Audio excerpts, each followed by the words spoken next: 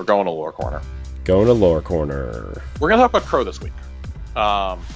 He's obviously, as we saw from the trailer, he's going to have a presence in this season. Him and Osiris both are. And this is a really good moment that we get between them. This was something that was put up on Bungie.net this week. I hope it eventually gets published in one of these books. I just, at this point, I feel like they should just make a Grimoire anthology from Bungie.net. Yeah. It's called From One Exile to Another. Before you read this, how many of these are on Bungie.net? How long have they been dropping these lore? I feel like it's been a while now since they've been dropping this. Years. It's been several years. Like back since before Destiny 2 launched, I think. Okay, maybe I never really read the TWAB. Really, I would just talk about it with friends online. You know, I never really read it until, probably 6 months ago.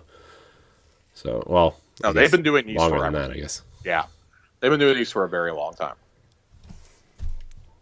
I wish I still had the bottle from that warlock. I've never been drunk before, that I recall anyway. Crow scruffed his feet, leaving wide trails amidst the dry pine needles on the forest floor. You can drink all the ethanol you like once we're in the last city, chirped Glint. I'm sure it's readily available there. He whirred quietly, cross-referencing all mentions of alcohol in his database. On second thought, I advise caution. Crow snorted. You usually do. The new guardian and his ghost watched the sunset over the rugged tree line of the EDZ. In the pine-scented stillness, Crow was suddenly anxious. He imagined great throngs of people in the city, hundreds of thousands of people. So many people, all armed with the secret of his forgotten past. They learned what Crow himself didn't know. What else do you want to try? Glint's tone was light, but his shell flaps were furrowed in concern. We deserve to celebrate. We can do anything you want as long as, I know, Glint, I know, as long as nobody sees your face. Crow imitated the chipper, digital voice of his ghost and smiled ruefully. I wouldn't even know where to start. Food, maybe? I'm tired of everything tasting like gun oil and ether. I know just the place. A deep, languid voice floated out of the forest behind him. Crow whirled, hand on his sidearm, ready to draw. He relaxed as the grizzled warlock Osiris stepped forward from the shade of his pine trees. It's called the Drunken Noodle. Osiris's normally dour tone bordered on levity. Order the Long Boy Special. It's delicious. I've seen pictures of Noodle, Crow said doubtfully. They look like worms. Osiris smiled beneath his cowl. We need to talk about how you're going to get into the city. Our first priority is getting you some new clothes. Crow looked down at the sigil of the spider and blazoned across his chest. Yeah, probably a good idea. I have new gear for you aboard my ship. Osiris beckoned the pair back into the forest. You can change while we wait for nightfall. As Crow followed in the warlock's footsteps, he once again imagined the crush of the city. He could feel the weight of humanity pressing in around him, the mass of flesh and accusing eyes, the looming walls closing in. Crow's rumination was broken as they stepped forward from the trees into a clearing with a beat-up jump ship parked in the center. Osiris paused at the foot of the loading ramp and turned to face Crow. There will come a time when your identity, your past, can no longer stay hidden. Crow felt a tightness in his chest as he imagined the whole city, all of humanity, staring at him. And when that time comes, the warlock continued, remember this moment. From one exile to another, you can trust me. They clasped hands, and for a fleeting moment, Crow wondered if he might find acceptance after all. I love the mental image of Crow thinking that ramen is a bunch of worms. Yeah, I know. That's so amazing. He's being steered to a shop that Cade himself probably frequented. Probably, yeah. Setting up the further parallels between the two. Yeah. You have to think that Crow's going to find out about his past as Uldren this season. Oh, yeah. Especially with that tease in space at the end of the Scorn and the floating Cabal ship and Osiris saying there's no light out here, blah, blah, blah. We know Osiris found something out in darkness. Yeah. And we knew about that back at the end of Season of the Worthy, or during Season of the Worthy, but we don't know what he found. To this day, we don't know what him and Sagira found. Right. So I'm curious. And how does Mara play into all of this? Like that, this ultimately raises a lot more questions than you think it does at first glance. It's one of those things like, I would have loved to have seen this as a cutscene, but I understand we have limitations on what we can do for cutscenes these days, especially when it doesn't feature our character. Right. It's not a tease for a season. Like, do we really need one where they're talking about ramen? Yes. and Crow is getting changed. Yes, we do. He's the next vampire lady. Right. They're gonna. Did you see that? This I know they had to tell us how tall Keitel is. Yeah. Because people were asking, and like the Bungie community managers were just tweeting. They're like, didn't think that was going to be a question I had to go to the lore team for today. Did you see it? Did you see though? It said we heard you like tall ladies, and I retweeted from the Tower Casuals. I was like, as long as she steps on us. Oh my! I hate you so much. No, you don't. You love it. I hate you so much. The control account had to reply to that as well. They said, please stop asking us how tall Jesse is. Like, oh my god. The other one that we're gonna read is gonna come from the Tangled Web lore book. This is the lore piece that you get for finishing the Harbinger mission with all 3 people running Hawkmoon and not taking it off for the whole mission, which, by the way, is an awful experience if you're not good with hand cannons. The ether pipes were howling. Spider sat hunched to one side of his throne, head in hand, when Crow returned from the field. Baron, Crow addressed his ostensible benefactor. Spider looked up and wordlessly beckoned the light bearer over. Upon reaching the throne, Crow took a knee. What was it we talked about before you left? Spider's rhetorical question sat like a weight of stones on Crow's shoulder. Crow didn't look up, and when he started to answer, Spider cut him off. Guardians can't be trusted, was Spider's reminder. They can be useful, they can be powerful, but never trusted. Baron, I only thought to... No, Spider bellowed. You didn't. If you thought about anything, you wouldn't have exposed... But Spider caught himself, words turning into a snarled grumble as he laid back in his throne. You screwed up. Crow, head bowed and eyes fixed on the floor, said nothing. He knew Spider's anger, knew his displeasure, and knew his wrath. He held no desire to face it again. But maybe there's some... The Spider hesitated and chose his words carefully. Wisdom in your defiance. The Guardians are too good a resource to cast aside, especially on matters beyond our mutual expertise. It was only then that the Crow looked up questioningly. For a moment he felt humbled, pride. Perhaps he believed that an act of defiance had broken through to Spider. Revealed Crow was more than a convenient light bearer. The Spider held out one hand. I have an idea to protect you. His offer sounded sincere, even if Spider meant his investment and not Crow as a person. Send Glint over. Crow grew tense, looked away, and the thought better of testing another act of defiance so soon. With a nod, he showed his compliance as Glint manifested at his side. The ghost fixed on Crow with a nervous look, then flew up to Spider. What do you require? Glint asked. Instead of answering, Spider snatched Glint out of the air with one hand. Glint shrieked and Crow stood swiftly, but just as swiftly saw the arc pikes of Spider's guards thrust at him. Spider made a clicking noise in the back of his throat and reached for a set of tools nearby. Tools used to pry open the shells of dead ghosts. They would work on living ones just as well. What are you doing? Glint demanded, fear in his voice. Crow stood frozen, having faced Spider's punishment before, but this was his ghost. A part of Crow also feared that perhaps he was misreading the situation. He was so certain that Spider would never do anything to permanently hurt him. But when the Spider shocked Glint into paralysis with a small needle tool, Crow was disabused of that certainty. Stop! Crow cried as Spider wedged a flat tool between Glint's shell plates. No! With a snap, Spider popped one of the casings off. Then he looked up to Crow and switched tools. Don't worry, Spider said in soothing reassurance that flowed like ice through Crow's veins. I'm just going to make some modifications, he said, igniting a cutting torch, to better protect you from the world. That's where he put the bomb inside of Glint, right? That's the bomb inside of old pulled pork. This to me, this clearly sets up that we're going to kill Spider at some point. I feel like us and Aldrin, Crow, at some point are going to team up and take down Spider, whether it's in a dungeon or in a raid or something. Spider is going to die. That feels like the only natural conclusion to his story, but I feel like it won't be until we sunset the Tangled Shore or until we're getting close to the end of the story. I still think that Spider has a role to play, as we saw this season. He's had a lot to do in the lore this season. But after you go do the High Celibate mission and you go back and you talk to Crow for the first time after that and you tell him, it's dead, like y'all did it, this and that, He affirms that after he's left Spider, he affirms that the bomb has been taken out of Glint. He watched it happen himself. The bomb's been removed, this and that. I don't think that's entirely accurate. I think he's waiting, and he's going to use like a dead man's switch at some point. Mm-hmm. That, if we kill Spider, he kills Glint. Mm-hmm. And there's going to be a choice that has to be made. Mm-hmm. So I'm very curious to see what happens here. But this is an example of, this is great storytelling, and I wish there was a way for us to see these as CG cutscenes. Mm-hmm. This would have been so good as one. Like, I feel like we should have been able to see a flashback to Crow, like maybe when we encounter Crow and we're bargaining with Spider. Crow has a flashback to this when we're negotiating his freedom. Mm-hmm. Not even like this whole scene, but of like Glint being tortured essentially and having a bomb put into him. Yeah.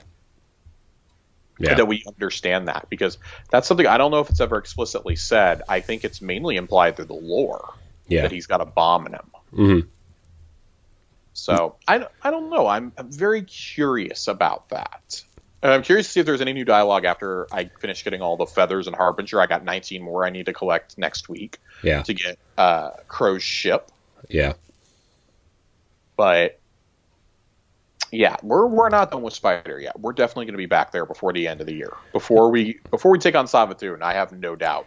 This feels like a face off with Spider. This feels like a end of season 3 or season 14 type thing. Yeah. This feels like something that we'll probably be hitting in like July or August. Yeah.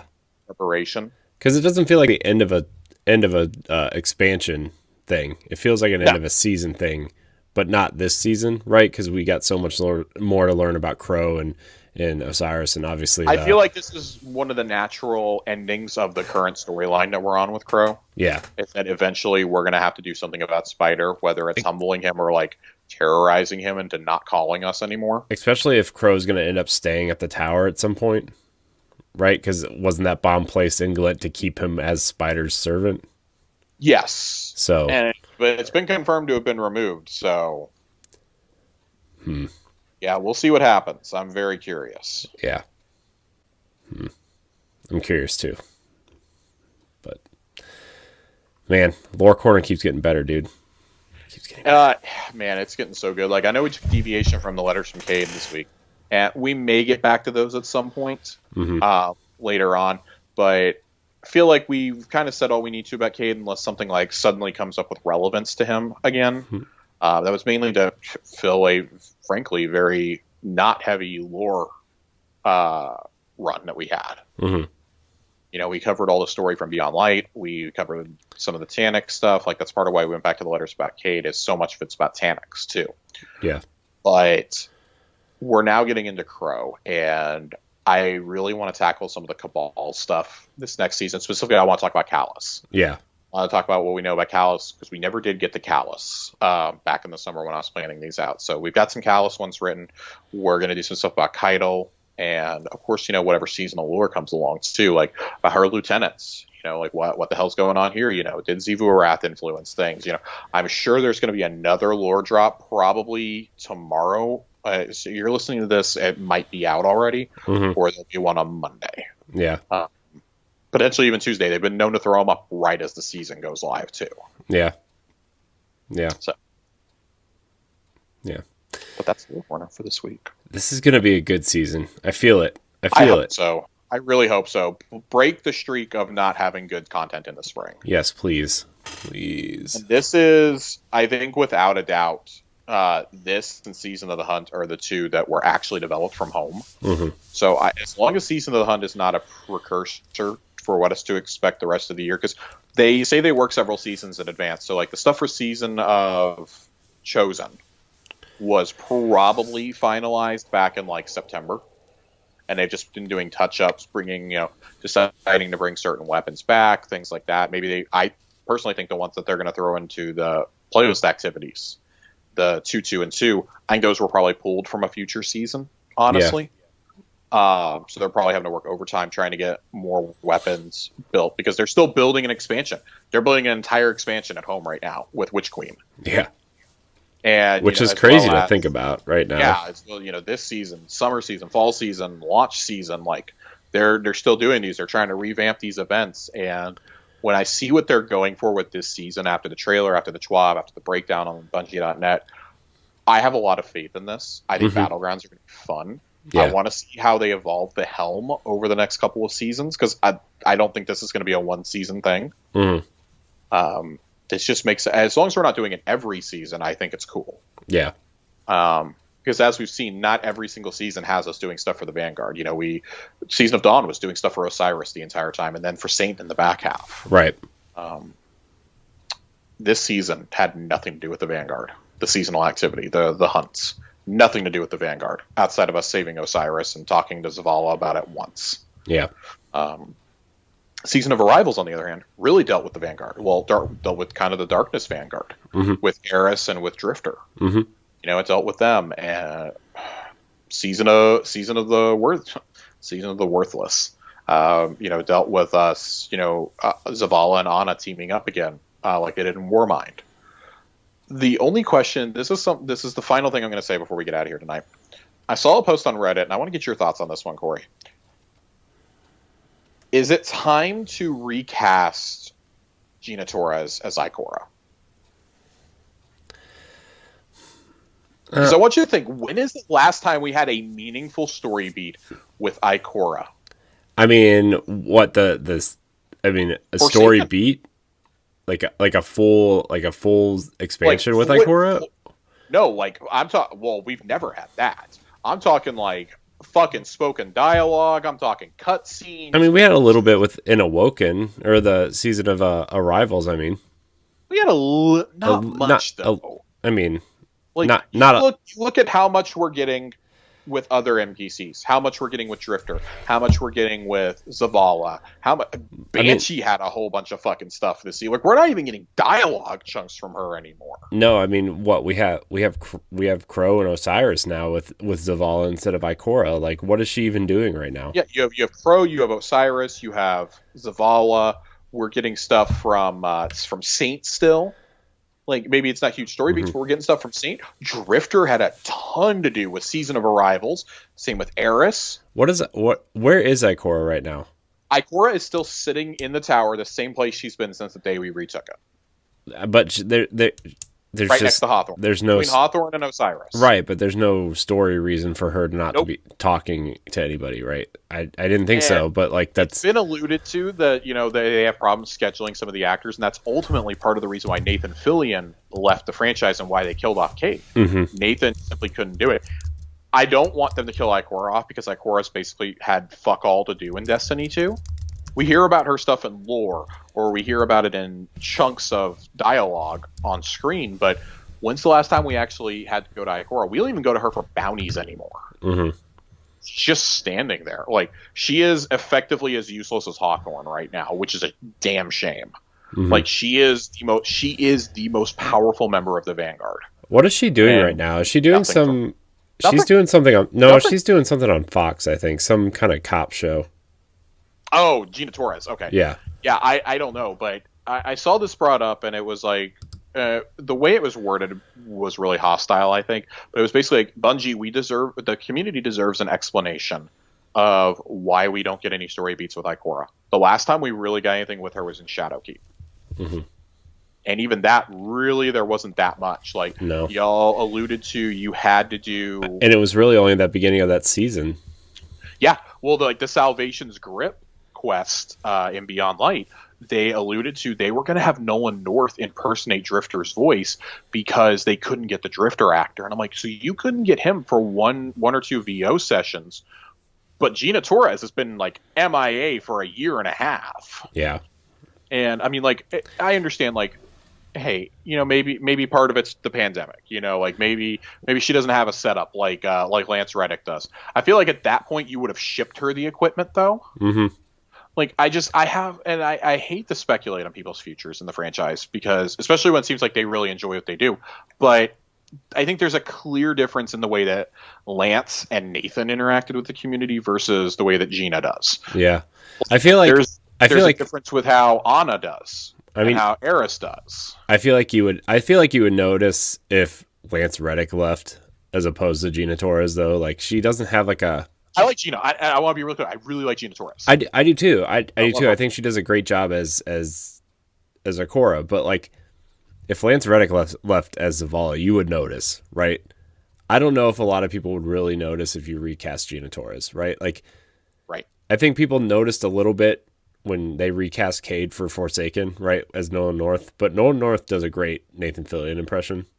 I mean, Nolan North is one of the best in the business for a reason, right? Yeah. Maybe they'll just put him as Ikora. I just think about some of the stuff that they do with Lance Reddick. I mean, like, you look at how busy that guy is, and you are.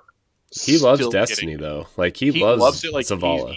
He's always posting pictures of him playing the game. Like, he records the dialogue in his closet, for God's sake. Like, even though he's got a full-time day job. Mm-hmm. Although he's playing on base PS4, though. Somebody send that man a PS5. Yeah, seriously. Do that. Bungie, build him a PC or something. Like, this dude is out here evangelizing for your game. I just think about it. It's a question that I never really pondered before now, but that I think we have to start having a discussion about. Mm-hmm. If you can be good as Ikora and enjoy this universe and still recognize that for the betterment of the game and for the storylines of your character, you need to step down. Mm-hmm. Like, they recasted Anna Bray, and I don't know if I like the new one or the old one better, frankly, but there wasn't a massive difference to me. Mm-hmm. Maybe I didn't even notice. Completely used to the new one now. I definitely noticed, but they went back and re-recorded all the old dialogue. And now I feel like you don't really have to do that. You might have to replace the stuff in Forsaken and Shadowkeep, but that's like 2 days of recording, maybe tops. Yeah. Shadowkeep would be like what, a couple hours, maybe. Forsaken would literally be like a cutscene. Yeah. The cutscene after Cade dies. Yeah. That's it. Like, other than that, it was pretty much all done on screen. Like, it was just, again, text chunks. It's not like Lance Reddick. I mean, like, you go up and talk to Zavala at the beginning of the season. He's got a voiceover and everything. He's narrating trailers, all this other stuff. Like, he's in all these cutscenes, and it's just, you've brought Osiris back. Maybe it's time to, just write Ikora out of the story for a little bit. Like, she's going to find Mara Sov or something. Mm-hmm. Her and Eris are journeying to find Mara, so they're going to be gone, and Osiris is going to take her place for now. Mm-hmm. Like, give us something. Like, at least with Hawthorne, it's just like, well, I mean, that's another question I'm having to answer lately is, who the fuck is she? Because the base campaign isn't there anymore, so it makes no sense. Mm-hmm. Like, I don't know. It's just, when Amanda Holiday has more dialogue than you, I think it's a problem. Right. When Saint 14 is talking more to me when I don't even play Trials than you are, that's a problem. Tess talks more, even though it's the same line she's been saying for 4 years. It's so bad. Like, give her story beats the Shacks or something, or even the... God, we have fucking rotational characters like Salad Bowl talking more than you. Like, this is bad. I'm going to sit here complaining about this if we keep talking about it, but I wanted to get your take on that though, because look, I wouldn't like I said, her voice isn't distinct enough to, like, you couldn't get somebody who's halfway decent at imitating, right, to Mm-hmm. replace it, right? I mean, a lot of people didn't even know Nathan Fillion was replaced in Forsaken, right? I feel like I did not know that until like 6 months later. Yeah, but again, Nolan North is the best in the business for a reason. Right. I feel like if you took, like I said, if you take that iconic voice of Lance Reddick out, you would notice. If you took out, I don't know. I feel like that's like the one that you couldn't really replace. Right. It's Lance Reddick. It's Lance Reddick. Lance. It's funny that Lance has become that guy when for so long it was Nathan. Uh-huh. And it's funny, but like the whole story behind like Nolan North going to go do the Drifter's voice was hilarious. He did it so spot on that they changed the entire storyline and had Ghost narrated instead. Yeah. And I think that made for one of the funnest experiences in the series. Yeah, it was pretty funny. Like, I want stuff like that. Like that's hilarious to be like Crow and Glint's banter is great in Yeah. the High Celibate mission. Yeah. It's great in the Hawkmoon mission. It's like I love this. I want more of this. And if it means we got to replace a character, then so be it. If it means we got to replace an actor, ultimately, Yeah. I'll never advocate for somebody losing their job, but this universe is growing. It's been a year and a half since we heard anything out of Ikora. Yeah. She didn't even talk to us during Beyond Light, and I'm pretty sure that Ikora would be worked up about us using the darkness. Oh yeah. So Yeah, it's time, I feel like. just I mean, even if she's just doing insect like chattering, just have her do something, right? Yeah. Yeah. Get the Varric's voice actor in there to do some chattering for her. Yeah. Yeah. I mean, I feel like there's enough people out there that could do that and be fine. So, yeah, I miss Ikora, honestly. I do too.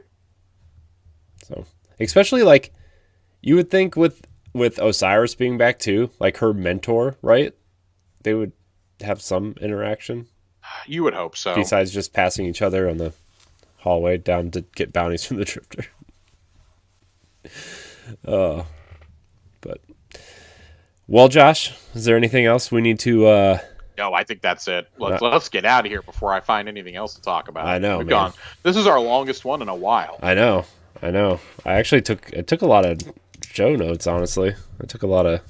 That's my new thing now, Josh. I'm trying to do timestamps for people, right? So they can, skip ahead if they don't want to listen to something. But you should listen to the whole show.